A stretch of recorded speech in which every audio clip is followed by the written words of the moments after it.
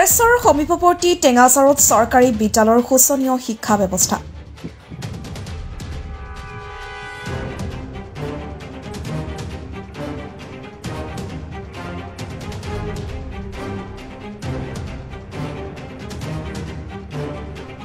High school শিক্ষান্ত পৰীক্ষাত উত্তীৰ্ণ নহল টেঙাচাৰৰ শুক্লা হাইস্কুলৰ এজনো শিক্ষাৰ্থী।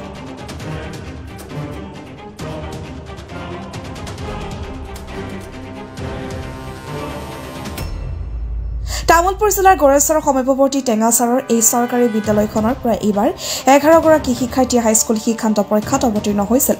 শুক্ৰবাৰে ঘোষণা কৰা ফলাফল অনুসৰি শুক্লা হাইস্কুলৰ এজনো শিক্ষাৰ্থী পৰীক্ষাত উত্তীৰ্ণ হ'বলৈ সক্ষম নহল। এই সন্দৰ্ভত বিদ্যালয়খনৰ প্ৰধান শিক্ষক নৰেন ৰাভাই মূলতঃ ছাত্ৰ-ছাত্ৰীসকল পঢ়াত দুৰ্বল, অভিভাৱকসকলৰ সহযোগহীনতা, বিদ্যালয়ৰ ষ্টাফ কম আৰু বাৰিষা শুক্লা নদী দলং নোহোৱাৰ বাবে ছাত্ৰ-ছাত্ৰীসকল বিদ্যালয়ত আহিব নোৱাৰাৰ বাবে এইবাৰ পৰীক্ষাৰ ফলাফল শূন্য হোৱা বুলি দায়ী কৰা মন্তব্য কৰে। বিদ্যালয়খনৰ এনে শোচনীয় ফলাফলে চৰকাৰী বিদ্যালয়ৰ শিক্ষা ব্যৱস্থাৰ সুফলা স্বৰূপ উদঙাই দিয়া বুলি সচেতন মহলে মন্তব্য কৰিছে।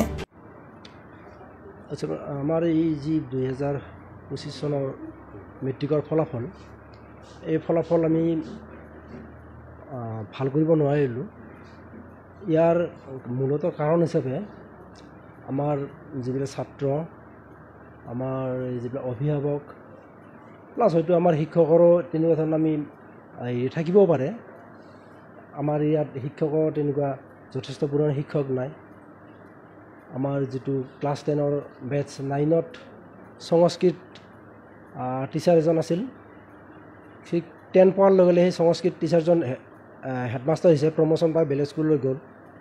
ফলস্বৰূপে আমি সংস্কৃতৰ বিষয়টো অন্য এজন এনেই বেলেগ টিচাৰ হতুৱাই, সংস্কৃতৰ টিচাৰ নহয় বেলেগ টিচাৰৰ হতুৱাই আমি পঢ়ুৱাবলগীয়া আছে। সেইফালৰ পৰা সংস্কৃতটো আমাৰ একেবাৰেই বেয়া হৈছে।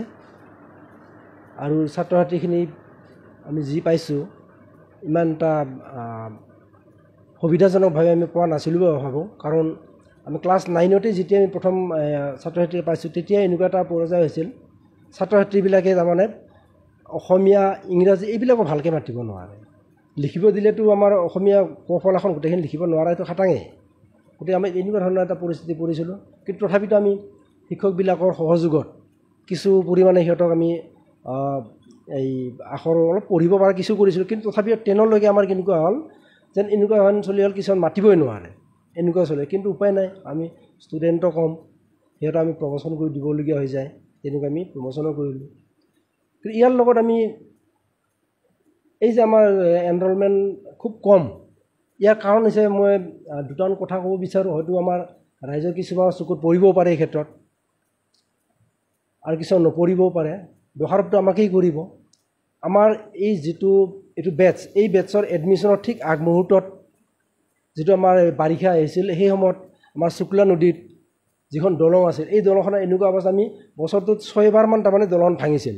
যাৰ ফলস্বৰূপে সেই বেটছত থকা ষ্টুডেণ্টবিলাকৰ মাক বা অভিভাৱকবিলাকক বহুত আমাৰ ওপৰত অভিযোগ তুলিছিল বোলে এনেকুৱা হ'লে আমি ছাত্ৰ ছাত্ৰী কেনেকৈ পঠিয়াম।